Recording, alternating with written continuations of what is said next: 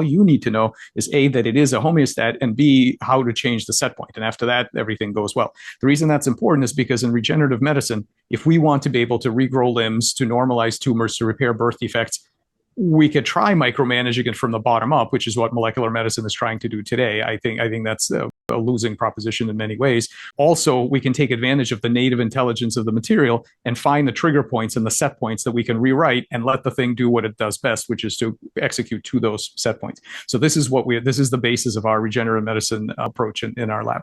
So I'll give you one example that's kind of one of my favorites. So imagine a flatworm. So this is a planarian. It's got a head and a tail, central nervous system, true centralized brain, 2 eyes in the head, and a very particular head shape. If you cut that thing into pieces, what you'll find is that every piece regrows a perfect little worm.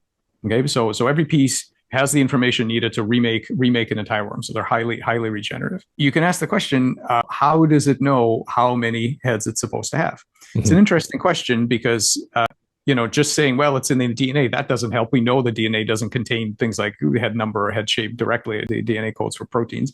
So if you look at a wound, when you cut a planarian in half, just imagine, head here, tail here, you cut it in half like this.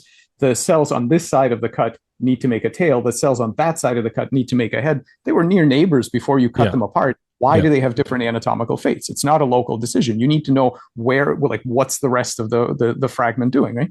So we started studying this, and what we found, so this compresses like 12 years of work.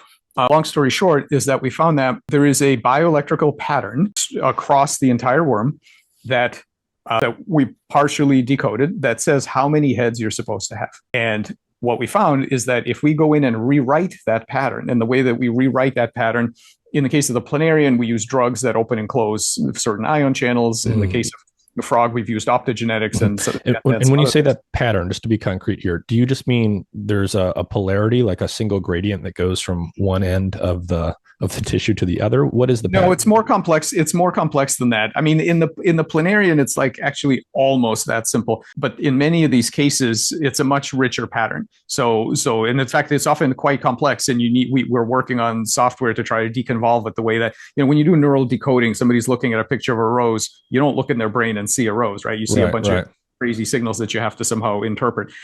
It's a little like that. There are complex spatial patterns that you can see, and you have to try to figure out which of those, what aspects of that pattern encode what organ shape, orientation, size. But you're talking about a time evolving voltage pattern across all the cells.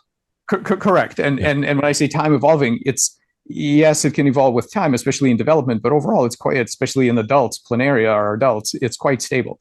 So you could look and it just sits there, and then this is, it's quite a rich, I mean, if you go to my website, you can see videos of and images of all this stuff. So what we figured out how to do was to reset that pattern so that by opening and closing certain ion channels, so that instead of being the one head pattern, it becomes a 2-head pattern. You can induce the tissue to regenerate 2 heads when it should have done 1. And you do that by disturbing voltage patterns by playing with ion channels and which ones are open and closed and things like that. Yeah, but the key here is that we're not just disturbing them.